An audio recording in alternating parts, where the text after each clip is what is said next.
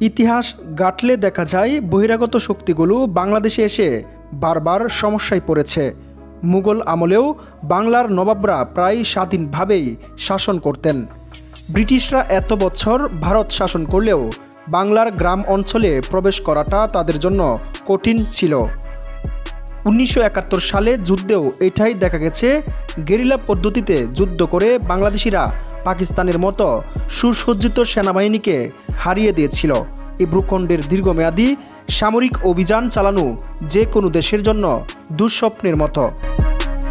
বিশ্ব অর্থনীতির সমীক্ষাগুলো বলছে, যদি সঠিক পথে এগোয় তাহলে 2050 সালের মধ্যে ভারত চীনের পর দ্বিতীয় বৃহত্তম অর্থনীতি হতে পারে। কিন্তু কোনো ধরনের যুদ্ধে জড়িয়ে পড়লে এই স্বপ্ন শেষ হয়ে যাবে। যুদ্ধের খরচ ব্যাপক, যা ভারতের অর্থনীতির উপর বিশাল চাপ সৃষ্টি করবে। বিদেশি বিনিয়োগ কমবে, বাজারে মন্দা নেমে আসবে। যুদ্ধের ধাক্কায় দেশটির রাজনীতিতেও অস্থিরতা বাড়বে। অভ্যন্তরীণ অসন্তোষ সৃষ্টি হলে ভারতের বিভিন্ন বিচ্ছিন্নতাবাদী আন্দোলন আবার মাথাচাড়া দিয়ে উঠতে পারে। এতে ভারতের অভ্যন্তরীণ স্থিতিশীলতা হুমকির মুখে পড়বে। সুপার পাওয়ার হতে গেলে দীর্ঘমেয়াদী পরিকল্পনা, কূটনৈতিক দক্ষতা এবং অর্থনৈতিক স্থিতিশীলতা দরকার হয়। কিন্তু যুদ্ধ মানেই এই সব কিছু ধ্বংসের পথে ঢেলে দেওয়া। চীন দীর্ঘদিন ধরে বাংলাদেশের ঘনিষ্ঠ মিত্র। সামরিক, অর্থনৈতিক ও কূটনীতিক দিক থেকে চীন বাংলাদেশের পাশে রয়েছে।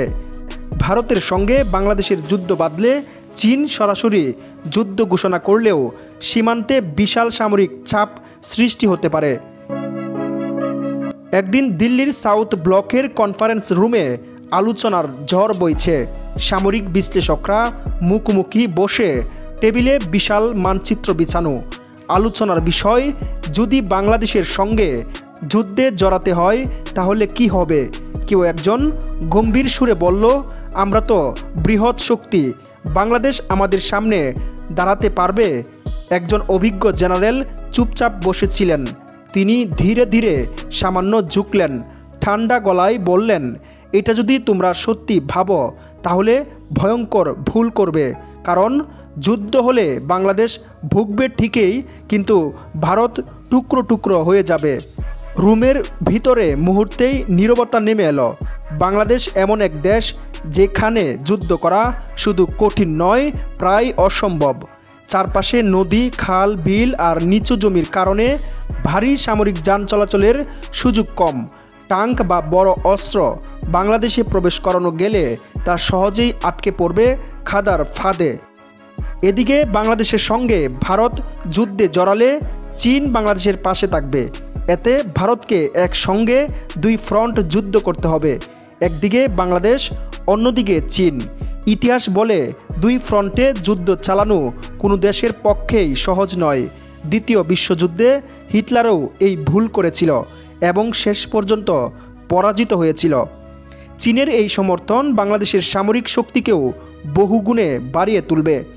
ভারতের জন্য এটি অত্যন্ত সংকটের কারণ হয়ে দাঁড়াবে। ভারতের উত্তর পূর্বাঞ্চলের 7টি রাজ্য, যা সেভেন সিস্টার্স নামে পরিচিত, সামরিক দিক থেকে ভারতের জন্য সবচেয়ে দুর্বল অঞ্চল। এই রাজ্যগুলো ভারতের মূল ভূখণ্ডের সঙ্গে সংযুক্ত মাত্র 40 কিলোমিটার চওড়া একটি সরু পথ দিয়ে, যা চিকেন নেক নামে পরিচিত। বাংলাদেশের সঙ্গে যুদ্ধ বাঁধলে চীন সহজেই এই অঞ্চল দখল করে ভারতকে দুই টুকরো করে দিতে পারে। এটাই ভারতের সবচেয়ে বড় দুর্বলতা। চীন দীর্ঘদিন ধরে অরুণাচল প্রবেশের একটা বড় অংশ নিজের দাবি করে আসছে। যুদ্ধ বাঁধলে তারা সেই অঞ্চল দখল করতে চাইবে।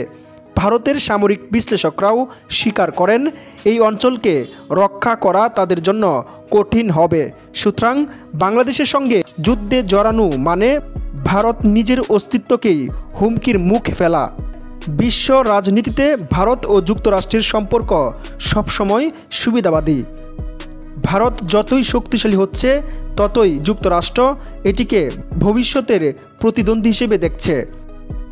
যদি ভারত বাংলাদেশের বিরুদ্ধে আগ্রাসন চালায় তাহলে যুক্তরাষ্ট্র এটিকে ভারতের উত্থান থামানোর সুযোগ হিসেবে নিতে পারে। যুক্তরাষ্ট্রের গোয়েন্দা সংস্থা সিআইএ ভারতের অভ্যন্তরীণ বিদ্রোহী গোষ্ঠীগুলোকে উস্কে দিতে পারে। কাশ্মীরে পাকিস্তানের হস্তক্ষেপের পথ আরও উন্মুক্ত হবে। আন্তর্জাতিক নিষেধাজ্ঞা এবং পশ্চিমাদের চাপের কারণে ভারতের অর্থনীতিতে বিশাল ধাক্কা লাগবে।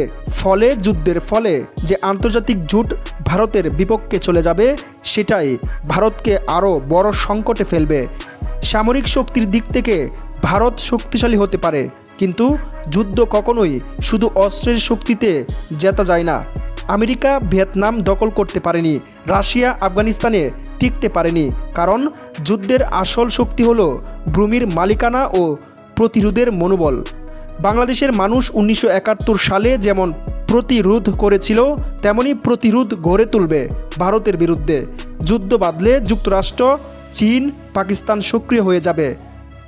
আন্তর্জাতিক গোয়েন্দা সংস্থাগুলো ভারতের বিরুদ্ধে কাজ করবে। গোপন অভিযানের মাধ্যমে ভারতের অভ্যন্তরীণ স্থিতিশীলতা নষ্ট করে দেওয়া হতে পারে। ফলে যুদ্ধ শুরু করলে ভারতেই ক্ষতিগ্রস্ত হবে। দিল্লির সেই কনফারেন্স রুমের নীরবতা এখনও ভাঙেনি। সামরিক বিশ্লেষকেরা মুখে চাওয়াচা করছে। ভারতের গণমাধ্যম যতই শক্তিশালী হয়ে ওঠার গল্প বলুক, বাস্তবতা একেবারেই আলাদা। বাংলাদেশ ছোট হলেও তা ছিন্ন ভিন্ন করা সহজ নয়, বরং যুদ্ধ হলে ভারতে ভেঙে পড়তে পারে। সেই অবসরপ্রাপ্ত অভিজ্ঞ জেনারেল উঠে দাঁড়ালেন, মানচিত্রের দিকে তাকিয়ে বললেন, বাংলাদেশের সঙ্গে যুদ্ধ মানেই ভারতকে আরও একবার ভারত রাখার লড়াইয়ে নামতে হবে।